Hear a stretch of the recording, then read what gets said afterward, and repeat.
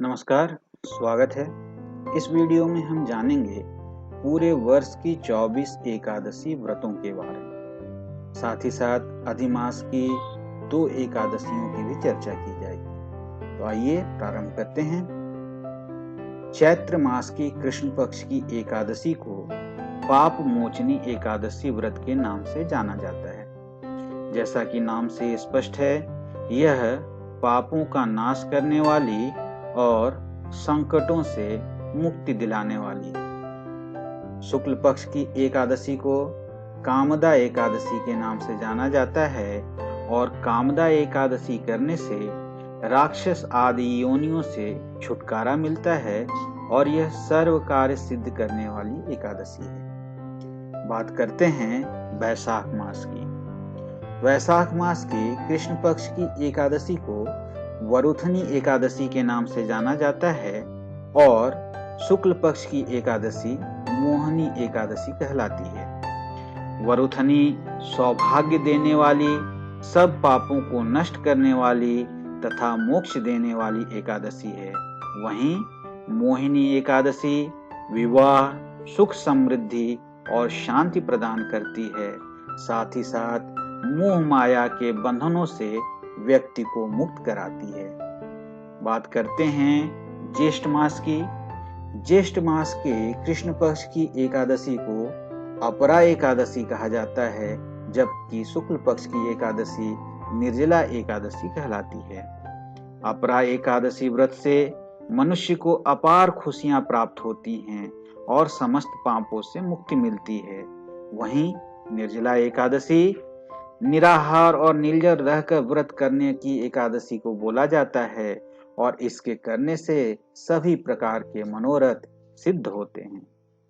बात करते हैं आषाढ़ मास की। कृष्ण पक्ष की एकादशी योगिनी एकादशी कहलाती है और शुक्ल पक्ष की एकादशी को देवशयनी एकादशी के नाम से जाना जाता है। योगिनी एकादशी से समस्त पाप दूर हो जाते हैं और व्यक्ति पारिवारिक सुख पाता है, जबकि देवशयनी एकादशी का व्रत करने से सिद्धि प्राप्त होती है और यह व्रत सभी उपद्रवों को शांत कर सुखी बनाता है। श्रावण मास की कृष्ण पक्ष की एकादशी को कामिका एकादशी के नाम से जानते हैं। यह व्रत सभी पापों से मुक्त कर जीव को कुयोनि प्राप्त नहीं होने देता है, जबकि शुक्ल पक्ष की एकादशी पुत्रदा एकादशी कहलाती है और यह संतान सुख देने वाली एकादशी कहलाती है। भाद्रपद की बात करें, कृष्ण पक्ष की एकादशी को अजा और शुक्ल पक्ष की एकादशी को वामन एकादशी कहा जाता है। अजा एकादशी से पुत्र पर कोई संकट नहीं आता, दुख दरिद्रता सब दूर हो जाती है, खोया हुआ सब कुछ पुनः प्राप्त हो जाता है, जबकि वामन एकादशी के व्रत से सभी दुखों से मुक्ति मिलती है और मोक्ष प्राप्त होता है। आश्विन मास की अगर बात करें, कृष्ण पक्ष की एकादशी को इंदिरा एकादशी कहते हैं और शुक्ल पक्ष की एकादशी को पापांकुशा एकादशी कहा जाता है। पितरों को अधोगति से मुक्ति देने वाली इंदिरा एकादशी के व्रत से स्वर्ग की प्राप्ति होती है, जबकि पापांकुशा एकादशी सभी पापों से मुक्त कर अपार धन समृद्धि और सुख प्रदान करने वाली होती है। कार्तिक मास के कृष्ण पक्ष की एकादशी को रमा एकादशी के नाम से जाना जाता है और शुक्ल पक्ष की एकादशी को देव प्रबोधनी एकादशी बोला जाता है।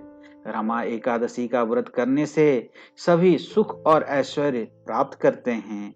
देव उठनी या प्रबोधनी एकादशी का व्रत करने से भाग्य जागृत होता है।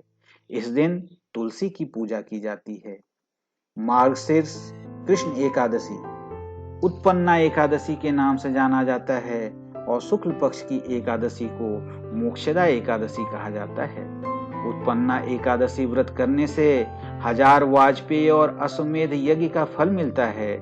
इससे देवता और पितर तृप्त होते हैं, जबकि मोक्षदा एकादशी मोक्ष देने वाली एकादशी है। पौष मास की कृष्ण पक्ष की एकादशी को सफला एकादशी और शुक्ल पक्ष की एकादशी को पुत्रदा एकादशी कहता है।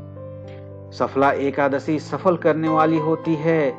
इस व्रत को करने से अश्वमेध यज्ञ का फल प्राप्त होता है। पुत्र की प्राप्ति के लिए पुत्रदा एकादशी का व्रत करना चाहिए। माघ मास की अगर बात करें, कृष्ण पक्ष की एकादशी को सठतिला एकादशी कहा जाता है, जबकि शुक्ल पक्ष की एकादशी जया एकादशी कहलाती है। सठतिला एकादशी व्रत करने से दुर्भाग्य, दरिद्रता तथा अनेक प्रकार के कष्ट दूर होकर मोक्ष की प्राप्ति होती है। जया एकादशी व्रत करने से ब्रह्म हत्यादि पापों से छूट व्यक्ति मोक्ष प्राप्त करता है तथा भूत पिशाच आदि योनियों में नहीं जाता है। अगला मास फाल्गुन मास, कृष्ण पक्ष की एकादशी विजया एकादशी और शुक्ल पक्ष की एकादशी आमलकी एकादशी कहलाती है। विजया एकादशी से भयंकर परेशानी से व्यक्ति छुटकारा पाता है और शत्रुओं का दमन होता है।